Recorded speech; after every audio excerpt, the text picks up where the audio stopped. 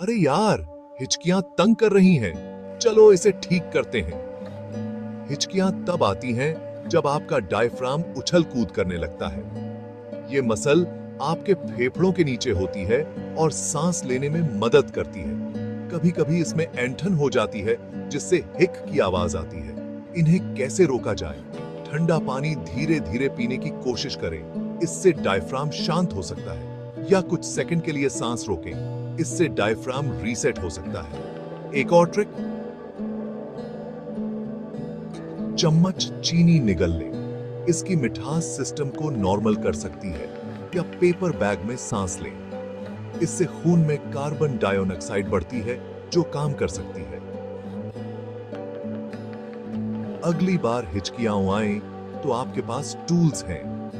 हिचकी मुक्त रहें और मुस्कुराते रहें।